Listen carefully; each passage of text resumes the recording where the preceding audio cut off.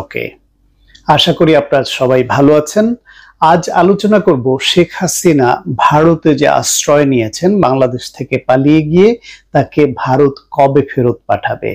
কেউ কেউ বলছেন ভারত আদৌ কি ফেরত পাঠাবে, কিন্তু ভারত শেখ হাসিনাকে বাংলাদেশে একসময় ফেরত পাঠাবেন এবং তার সুনির্দিষ্ট কিছু কারণও আছে।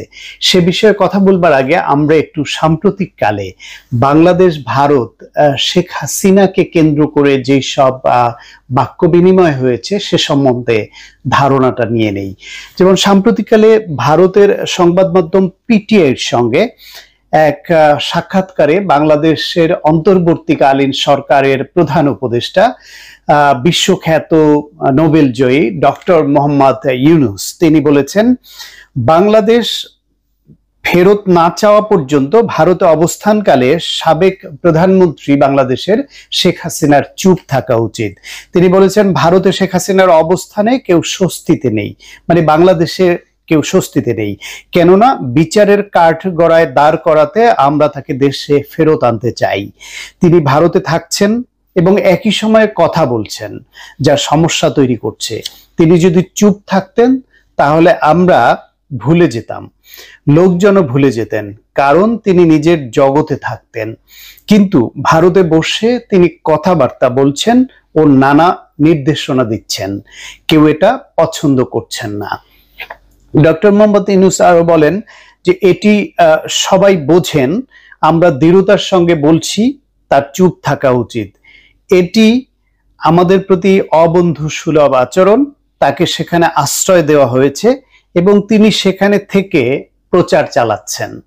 বিষয়টি এমন নয় যে সেখানে একটি স্বাভাবিক পরিস্থিতিতে তিনি গেছেন, গণ অভ্যুত্থান ও জনরোষের মুখে তিনি পালিয়েছেন। ডক্টর মোহাম্মদ ইউনুস আরো বলেছেন, হ্যাঁ, তাকে ফেরত আনতে হবে, নইলে বাংলাদেশের জনগণ শান্তিতে থাকবেন না। যে ধরনের নিষ্ঠুরতা তিনি দেখিয়েছেন তাতে এখানে প্রত্যেকের সামনে তার বিচার করা দরকার। অধ্যাপক ইউনুস আরো বলেছেন, ইন্ডিয়া বাংলাদেশ সম্পর্কে যেসব ধারণা ইতিমধ্যে প্রকাশ করছে সে সম্পর্কে বলেছেন যে প্রত্যেক ইসলামপন্থী মানে ভারতের যে বয়ান বাংলাদেশ সম্পর্কে সে বয়ানটা এমন যে বাংলাদেশের প্রত্যেকে ইসলামপন্থী।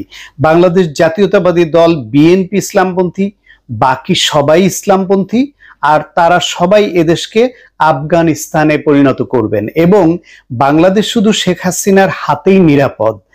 ভারত এমন বয়ানে বিমোহিত, এ বয়ান থেকে বেরিয়ে আসতে হবে ভারতকে। এই যে ভারতকে এই কথাগুলো যখন ডক্টর মোহাম্মদ ইউনুস মনে করিয়ে দিলেন পিটিআইয়ের সঙ্গে সাক্ষাৎকার দিয়ে, ঠিক তার পরে কলকাতার বাংলা দৈনিক আনন্দবাজার তার একটি রিপোর্ট করলো, বাংলাদেশ পরিস্থিতি আঞ্চলিক চ্যালেঞ্জ। এটা বিভিন্ন বিশেষজ্ঞর বরাত দিয়ে লিখেছে, মূলত এটা আনন্দবাজারের বয়ান।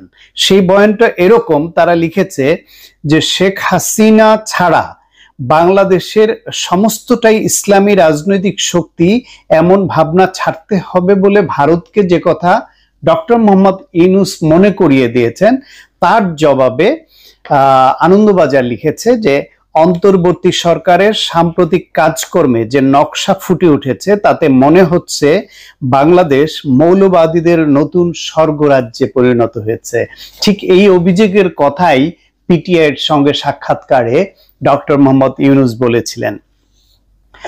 আনন্দবাজার আরো লিখেছে, অন্তর্বর্তী সরকারের চলতি পদক্ষেপগুলি শুধুমাত্র বাংলাদেশের ধর্মনিরপেক্ষতা এবং সংখ্যালঘু জনগোষ্ঠীর প্রাণী বিপন্ন করছে না, বৃহত্তর আঞ্চলিক নিরাপত্তাকেও বিপদের মুখে ফেলছে। দক্ষিণ এশিয়ার আঞ্চলিক শান্তি ও নিরাপত্তার প্রশ্নে একটি বড় চ্যালেঞ্জ। পাকিস্তানের চারপাশের দেশগুলি যেভাবে তাদের সন্ত্রাসের কারখানা নিয়ে উদ্বিগ্ন, এক্ষেত্রে পরিস্থিতি সেদিকেই যাচ্ছে। অর্থাৎ ভারতের যে বয়ান নিয়ে ডক্টর মোহাম্মদ ইউনুস আপত্তি তুললেন এবং তাদের সংশোধনের জন্য আহ্বান জানালেন, ঠিক আনন্দবাজারও ভারতের ওই বয়ানটাই আবার নতুন করে সামনে আনলো। এর পাশাপাশি ভারতের প্রতিরক্ষা মন্ত্রী রাজনাথ সিং তিনি আর একটা কথা বলে ভারত বাংলাদেশ সম্পর্ক সহ বিভিন্ন বিষয়কে আরো একটু প্রশ্নবিদ্ধ করেছেন, উৎকণ্ঠার মধ্যে ফেলে দিয়েছেন অনেককে। তিনি বলেছেন, ভারত শান্তিপ্রিয় দেশ, শান্তি রক্ষার জন্য ভারতের সশস্ত্র বাহিনীকে যুদ্ধের জন্য প্রস্তুত থাকতে হবে। রাশিয়া, ইউক্রেন ও ইসরায়েল হামাস সংঘাত এবং বাংলাদেশের পরিস্থিতির কথা উল্লেখ করে রাজনাথ সিং তার দেশের সামরিক কমান্ডারদের এসব ঘটনা প্রবাহ বিশ্লেষণের পরামর্শ দেন। তিনি ভারতের সামরিক বাহিনীকে অপ্রত্যাশিত ঘটনা মোকাবিলায় প্রস্তুত থাকতে বলেন। অর্থাৎ ভারতের প্রতিরক্ষা মন্ত্রী ভারতের সেনাবাহিনীকে যুদ্ধের জন্য প্রস্তুতি নিতে বলছেন। বাংলাদেশের নামও সেখানে উল্লেখ করেছেন। কেন? বাংলাদেশ ভারতের বিষয়ে এমন কি করেছে যে বাংলাদেশের সঙ্গে ভারতের যুদ্ধ করতে হবে? বাংলাদেশ তাদের সার্বভৌমত্ব নিজেদের মতো নিজেরা রক্ষা করবে, আত্মমর্যাদা নিয়ে বাঁচবে। এখানের কোনো ফ্যাসিবাদ, স্বৈরতন্ত্র, খুনি, মাফিয়াতন্ত্র, লুটেরাতন্ত্র কায়েম হলে সেই তারা এদেশে থাকবে কি থাকবে না সেই সিদ্ধান্ত বাংলাদেশের জনগণ নেবে, এবং সেই সিদ্ধান্তের প্রেক্ষিতে একটি গণ অভ্যুত্থানে খুনি হাসিনাকে পরাজিত হয়ে পালাতে হয়েছে, সেখানে ভারত আশ্রয় দিয়েছে। ভারত অবশ্যই শেখ হাসিনার প্রতি কৃতজ্ঞ, কারণ শেখ হাসিনা ছিল তাদের বিশ্বস্ত এক ভৃত্য। শেখ হাসিনা নিজেই বলেছেন, ভারতকে যা দিয়েছি তার সারা জীবনে তারা ভুলতে পারবে না। তো কি দিয়েছে আমরা জানি। বাংলাদেশে বিনা ভোটে ক্ষমতায় থাকবার জন্য শেখ হাসিনার ভারতের কাছে একমাত্র চাওয়া ছিল, আমি বিনা ভোটে বা রাতের ভোটে ক্ষমতায় থাকবো, আর তোমরা যা কিছু চাও তাই দেব। তাই দিয়েছে এত বছর। এতটা নত জানু দাসানুদাস একজন রাজনৈতিক নেতা হতে পারে, এটা শেখ হাসিনাকে না দেখলে বোঝা যাবে না। শেখ হাসিনাকে নিয়ে অনেকেই বলতেন সে বাংলাদেশের লেন্দুব দর্জি।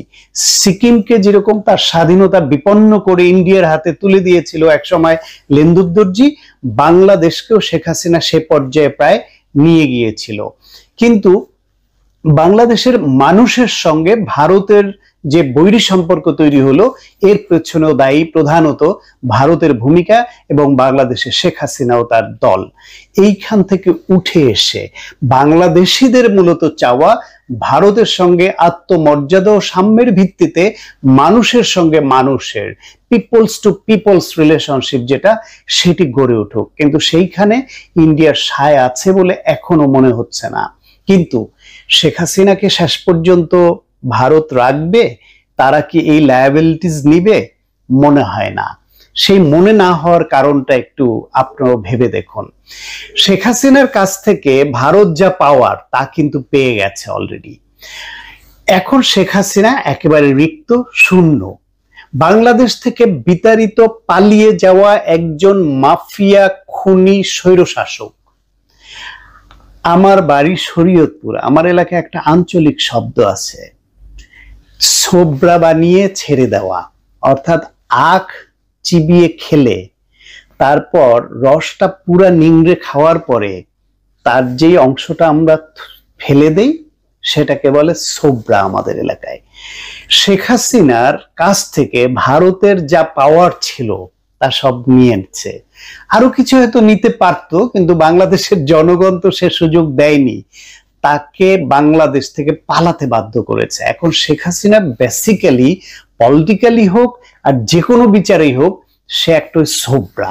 ছোবরার কাছ থেকে যতই চিপুক, যতই চিবাক, আর কোনো রস বেরোবে না। সুতরাং ইন্ডিয়া এটা বুঝে।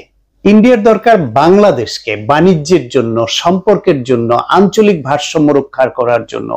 এখানে শেখ হাসিনার মতো একজন অতীত দাস, বর্তমানে নিঃস্ব ছোবরা, তাকে রাখতে গিয়ে বাংলাদেশের সঙ্গে সম্পর্ক আরো খারাপ হওয়া এবং এটাকে কেন্দ্র করে আঞ্চলিক ও জাতীয় রাজনীতিতে একটা নেতিবাচক প্রভাবের মধ্যে ইন্ডিয়া পড়া, সেদিকে যাবে না, এটাই আমাদের বিশ্বাস। সে কারণেই অনেকেই মনে করছেন, আমার নিজেরও ব্যক্তিগতভাবে বিশ্বাস, ডক্টর মোহাম্মদ ইউনূসের এই সরকার দেশে যদি একটু সুসংহত অবস্থান তৈরি করতে পারে, অন্যান্য রাজনৈতিক দল, ছাত্র জনতার সমর্থন নিয়ে, তখন ইন্ডিয়া নতুন করে ভাবতে বাধ্য হবে এবং শেখ হাসিনাকে বাংলাদেশে ফেরত পাঠাবে বিচারের মুখোমুখি করতে।